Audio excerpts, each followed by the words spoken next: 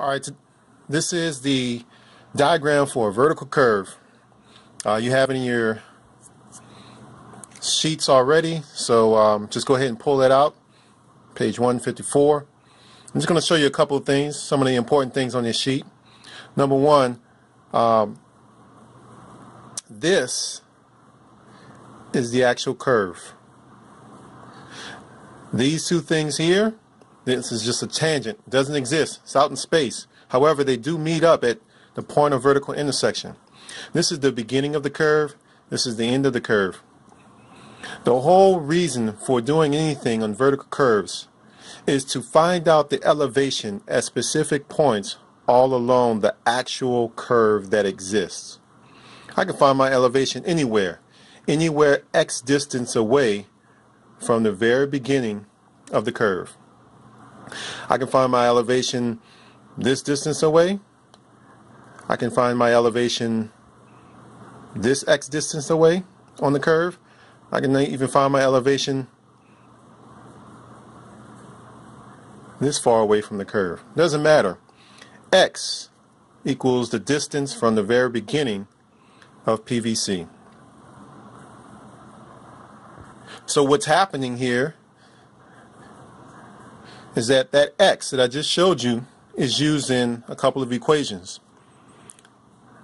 Really, this is the only two equations that you're going to need. They both represent the same thing. However, the one that I like using the most is this one right here. So that's what I'll be using in the examples. Now, one important thing is that this G represents the grade, and that is the grade in the decimal form. So if I had 2% grade, I would use 0.02 whenever I saw G1. The important thing is that this equation here, x of m, is the minimum or maximum distance. I should say the distance at which the minimum or maximum elevation occurs on a curve. It is the distance from the very beginning of PVC where the minimum or maximum elevation is reached. If my curve was like this, then it will be the distance to the minimum point, minimum elevation of the curve. So it really just depends. So here's that equation written again. This will tell me the elevation at any point on the curve x distance away from the very beginning of the curve. I'll tell you, the most important thing that you have to find anytime that you're doing a problem with elevations on a vertical curve is this. You need to know what this is. If you do not know what that is the elevation at the very beginning of the curve, then you will not be able to figure out any other elevation on the curve. This is one of the most important and probably the first thing that you should try and find in any given time. So if I wanted to find, I don't know, an elevation maybe 20 feet from the very beginning of the curve, I'll just change these x's to 20 feet and then just apply whatever my grades are, and then I will get my elevation 20 feet from the very beginning of the curve. I don't know, if I wanted something maybe 400 feet away from the curve, then I would just place 400 where I saw x, and I'll be able to find my elevation 400 feet from the curve. Look, this is the curve. That is the actual curve. This doesn't exist. However, these are the tangents from which the curve is drawn. PVI. They meet up at the point of intersection at PVI. PVI, by the way, is exactly half the distance from the end of the curve and the beginning of the curve.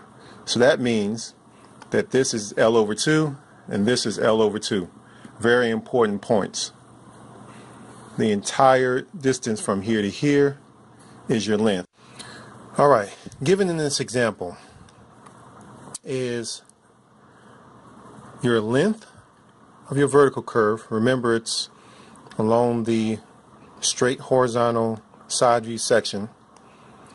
you have the grade of the curve, first grade, and then the second grade of the curve is 3.1. Remember that the actual curve is right here. These two tangents are just used to draw the curve. All this space right here is kind of imaginary, but it's necessary to draw the curve. What I'm asking for here is the elevation at PVC, PVT, and PVI. This point, and that point.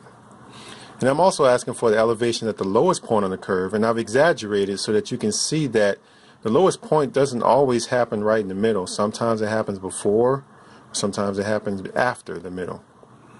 I can just go ahead and tell you this, that the middle is at PVI, and it's going to be 560 divided by 2.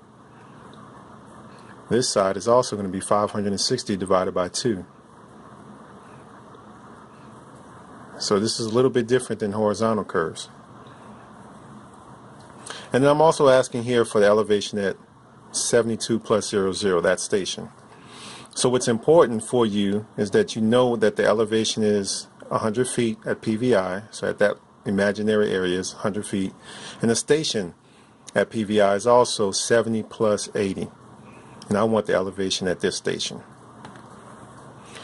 I've already gone ahead and set this up at the bottom of that green line, so this is the equation that we're going to be using, but I've put in all the things that we know to exist, such as our initial grade and initial grade here. But I've also left out the space for the things that we don't know, which is the distance from PVC. We have to figure out what the station at PVC is. And we also need to know what the elevation at PVC is. It's very important to know where you're starting off and what the conditions are, because we know we work and read from left to right. So we got to start there. Station at PVC is going to be the station at PVI, subtract the distance to get to PVC, which is L over 2, and that's this number, which gives us a station of 68 plus 00. That goes right here, 68 plus 00. Since I need to figure out what my elevation at PVC is, I'm going to use this triangle to my advantage. Well, you don't see it yet, but this is the triangle that I'm going to use to my advantage, because I know that this distance right here is 560 over 2, and I also know this grade. So if I were to make my own triangle here with the 560 divided by 2, and knowing that the grade is 0.02%, and knowing that I'm starting off at 100 feet and I need to get up to this point here. So because I need to get up to that point, I know that my elevation at PVC is going to be equal to 100 plus something, and that something is the rate, or is the total of the rate that the incline is traveling and the distance.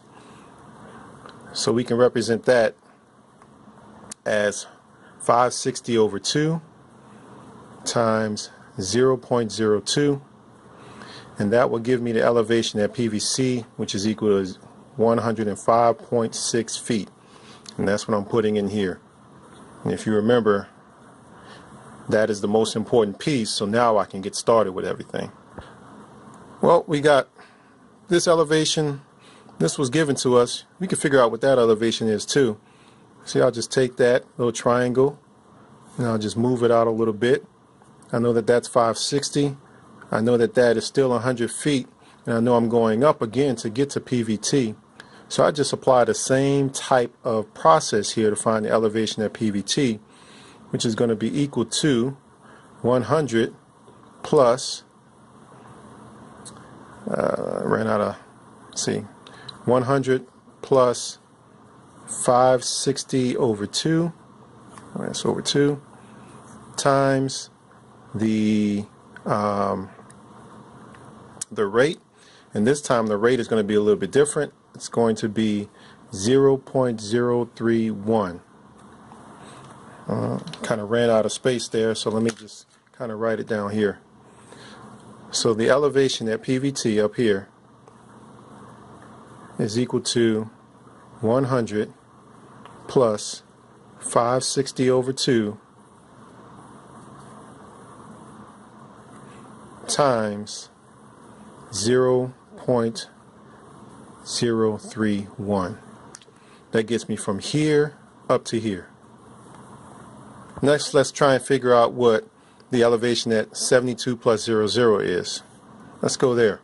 Well, I know the distance from 72 plus 00 all the way back to PVC, which I know the distance of that is 68, or the station of that is 68 plus 00.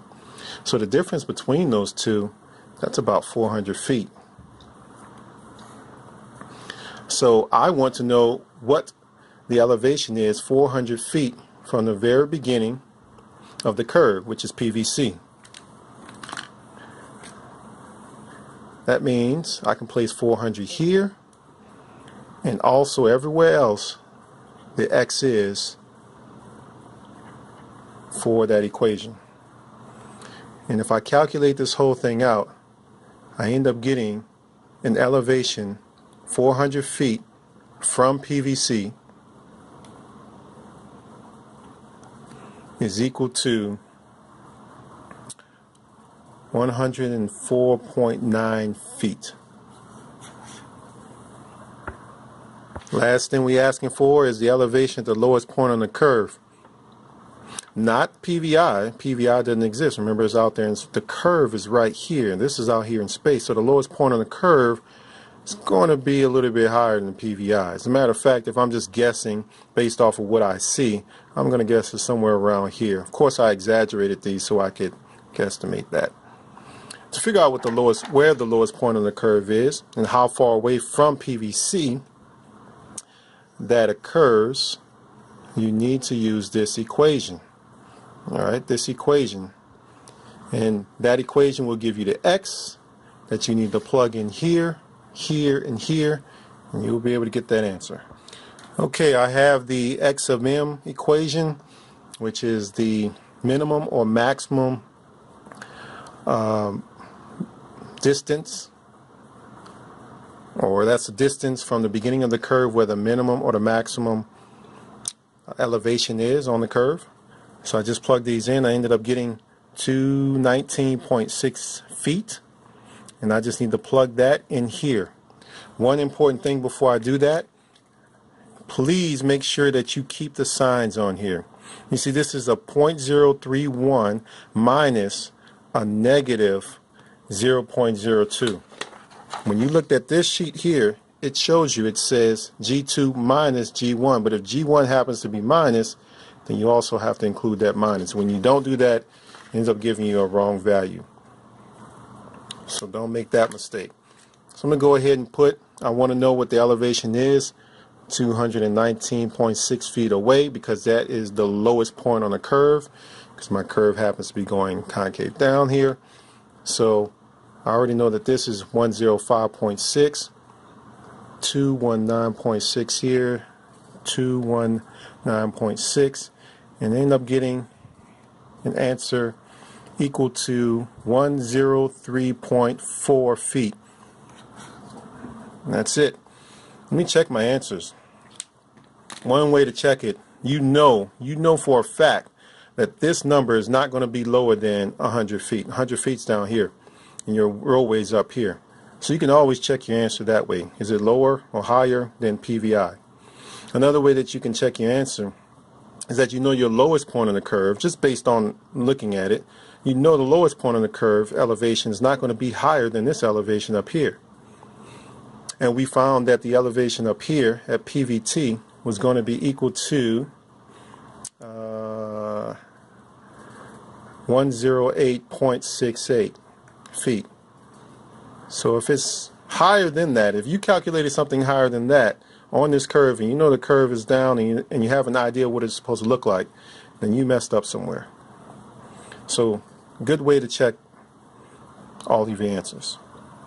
Probably caught this already, but just in case you did not, please note that this is a negative value.